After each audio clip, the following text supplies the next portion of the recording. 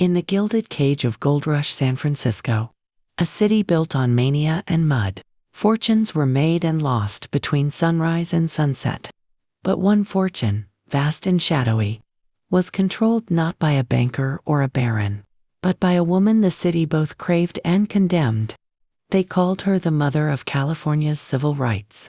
They whispered she was a sorceress, a voodoo queen who held the city's elite in the palm of her hand.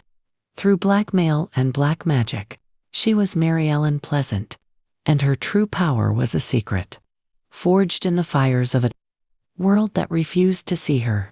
She learned early that when you are invisible, you can go anywhere, hear everything, and become the most dangerous person in any room. This is the story of how a woman born between worlds, between bondage and freedom, black and white, fact and fable, weaponized the world's dismissal and bent a nation to her will. Her story begins not in a mansion, but in a mystery, a place and a time that shift like fog on the water. Was it 1814, as she sometimes claimed, or 1817, the date a future hand would carve onto her tombstone? Was the place a Georgia plantation, her first lullaby the rhythm of chains? Or was it the so-called free city of Philadelphia? She herself offered a more exotic tapestry, claiming the blood of a Louisiana woman of color and a native Hawaiian father.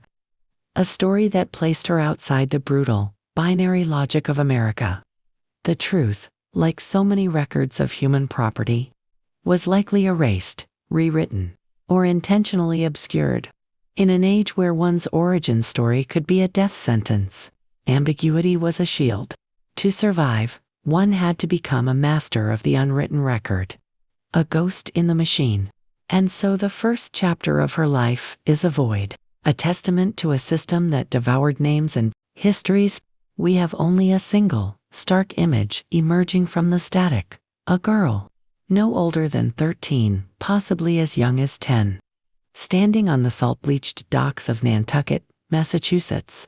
Around the year 1827, imagine the biting Atlantic wind. A world away from the humid air of Georgia or the crowded lanes of Philadelphia, Nantucket was an island of paradoxes. Its wealth was built on the slaughter of whales, a brutal and bloody industry, yet its parlors were filled with the righteous, high-minded talk of abolition. It was a place where Quaker piety coexisted with the raw capitalism of the sea. Men hunted leviathans in the deep, while at home, their wives and daughters debated the liberation of men. Into this world walks a young girl, alone. Not sold, but placed, a polite term for indentured servitude. In the home of a Quaker family, the Husseys. They were abolitionists, kind in their own way.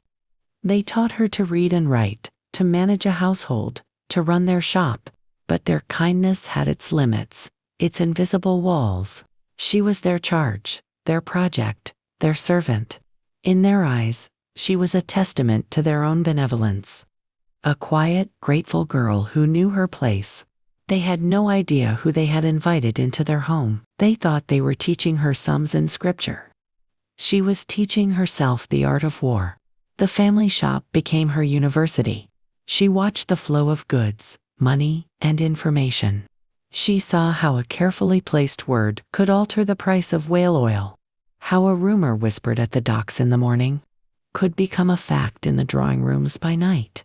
The powerful men of the island, the whalers and merchants, would speak freely in front of her. This quiet girl of uncertain color, as if she were a piece of furniture. She learned to cultivate that invisibility. She mastered the lowered gaze, the soft-spoken answer, the art of being present, but entirely unnoticed. And in that space of being unseen, she listened. She learned their vanities, their debts, their secrets. She once told a biographer, "I have let books alone and studied men and women a good deal."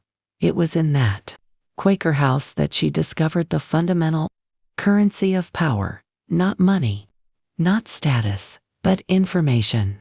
She understood that what people said to your face was performance. The truth was in the words they spoke when they believed you weren't there. The Hussey household was a stop on the Underground Railroad. that secret network of rebels and righteous folk who smuggled human beings to freedom. In the evenings, the parlor would fill with earnest, hushed conversation. Mary would serve the tea, replenish the candles, and listen. She heard them speak of passengers and conductors, of coded messages, hidden in quilts and spirituals. She saw the maps marked with safe houses, the fear and hope mingling in their eyes. The Quakers spoke of freedom as a matter of divine will, a moral imperative. But Mary saw it differently. She saw it as a tactical operation. It required not just faith, but discipline. It required secrecy, meticulous planning, and an understanding of human weakness. She saw the holes in their strategies, the moments where their idealism made them vulnerable. She saw the need for a colder, more pragmatic approach, and a fire began to burn within her, not of righteous anger, but of cold, clear purpose.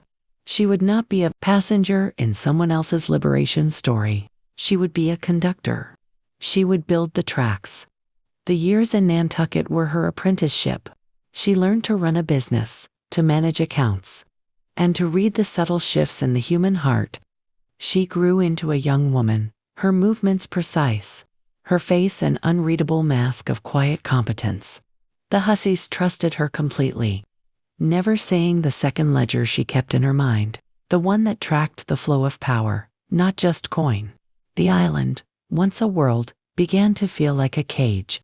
The sound of the sea, once a comfort, now sounded like a summons. She had learned all she could from this place. It was time to take her education into the world. Leaving the island, she stepped onto the mainland and into the bustling, chaotic heart of abolitionist New England. It was likely in Boston that she met James Smith, a man who would change her life, not by saving her, but by recognizing her. Smith was a wealthy black abolitionist, a man who moved in the same circles as the legendary William Lloyd Garrison and Frederick Douglass. He presented himself as a merchant, but his true business was freedom. When he met Mary, he did not see a servant. He saw a peer. He saw in her calm demeanor the same iron will that drove him. He saw a strategist, someone whose mind moved with the same quiet, lethal precision as his own. Their partnership was one of mind and mission. Whether it was a formal marriage or a union of purpose, the records are silent. But together, they became a formidable force in the eastern network of the Underground Railroad. James provided the funds and the connections. Mary provided the operational genius. She was the one who devised the disguises, who planned the routes, who understood how to move people through hostile territory in plain sight. She used her unassuming appearance as her greatest weapon. Who would suspect a quiet domestic servant of being a key operative in a revolutionary network?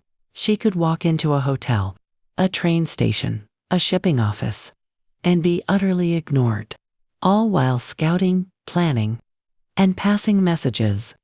They worked in the shadows, their names known only to a trusted few. Every person they guided north, every family reunited.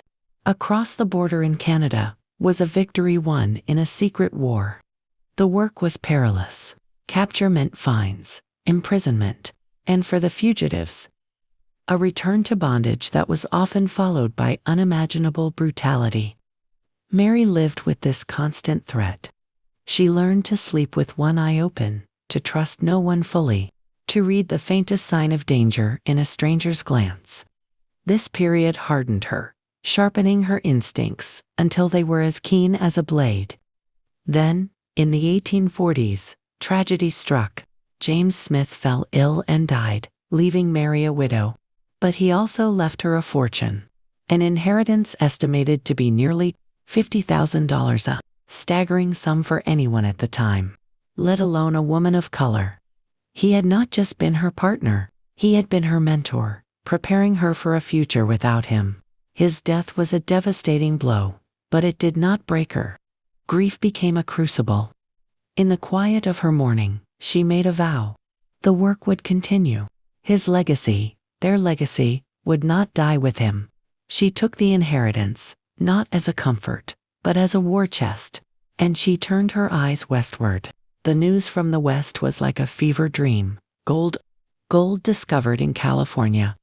A new territory wrestling its way into the Union, a land of chaos and opportunity, where society was being built from the ground up, where the old rules of the East were dissolving under the Pacific sun. For Mary, California was not about gold.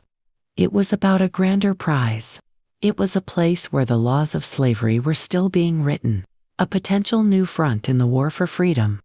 It was a place where a fortune could be multiplied, and that money could be used to fund the cause on a scale she and James had only dreamed of. It was during this time she connected with a man named John James Pleasance, a fellow operative from their network. He was a Creole from New Orleans, sharp, resourceful, and shared her unwavering commitment.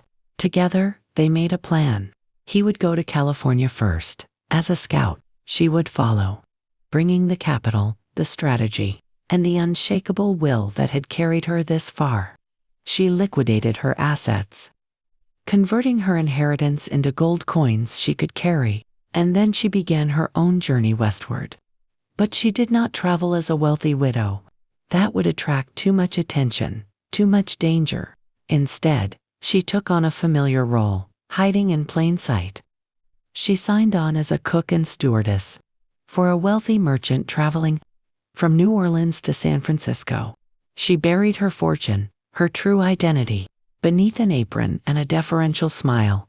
On the ship, as she served meals and managed supplies, she listened. She listened to the merchants and prospectors, dreaming of the fortunes they would make. They spoke of claims and veins, of land grants and shipping routes. They saw California as a treasure chest to be plundered. Mary saw it as a chessboard.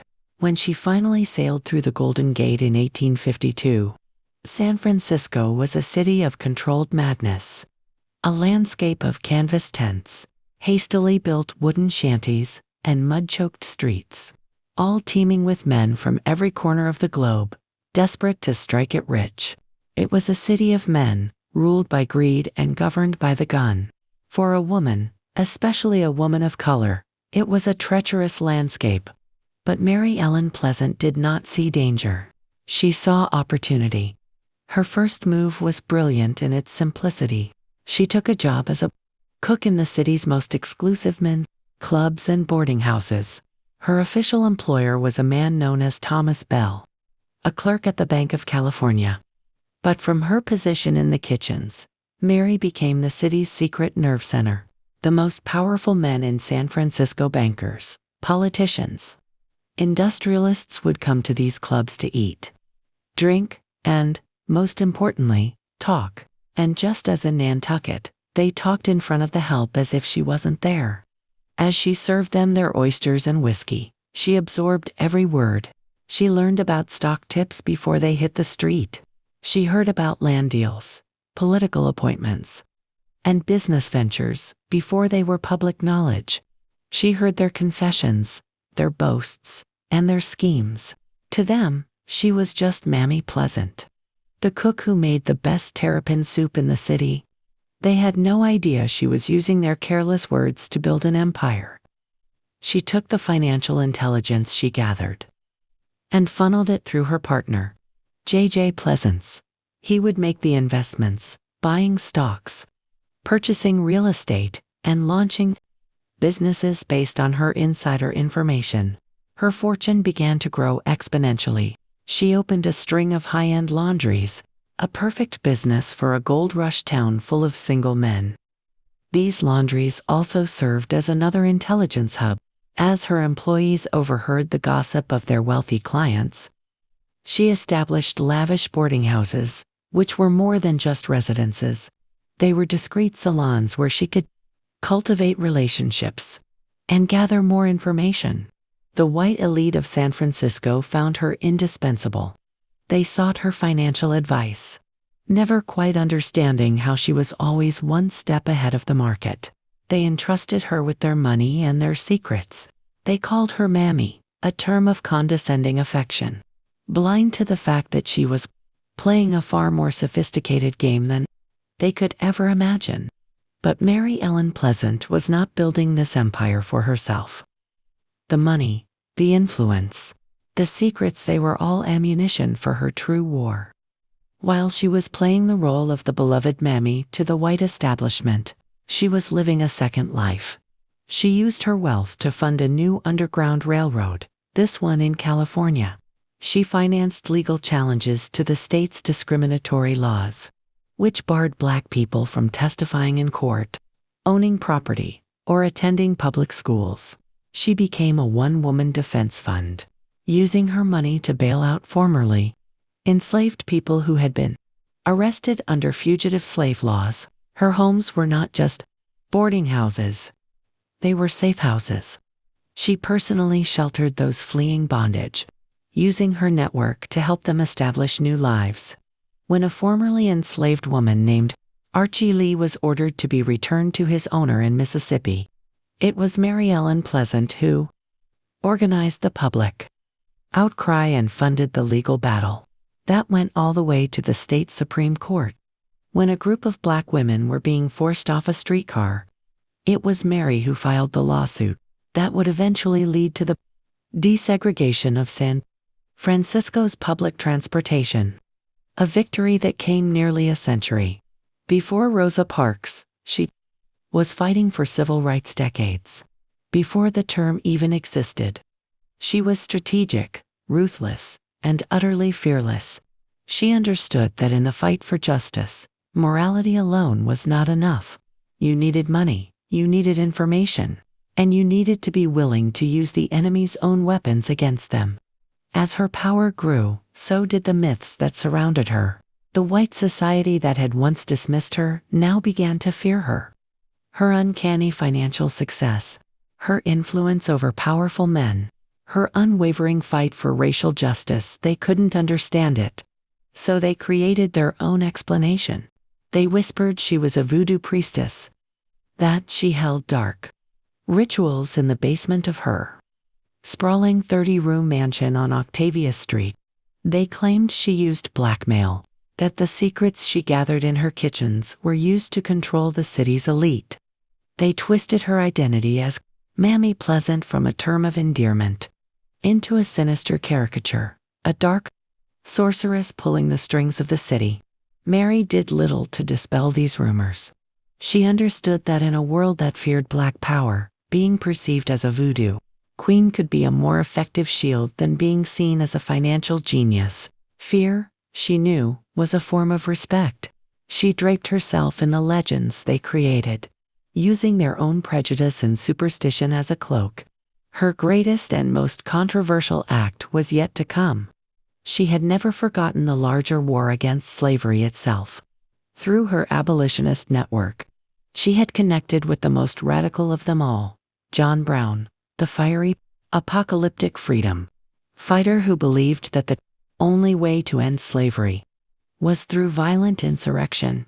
Mary saw in Brown a spirit that matched her own willingness to do whatever it took.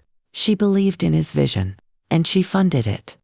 It is now widely accepted by historians that Mary Ellen Pleasant gave John Brown $30,000 in gold to finance his doomed heroic raid on the Federal Armory at Harper's Ferry in 1859, $30,000, an astronomical sum, equivalent to millions today. It was an act of revolution. She was not just funding lawsuits. She was funding an army. When the raid failed and John Brown was captured, a note was found in his pocket. It was from her, signed with the initials MEP.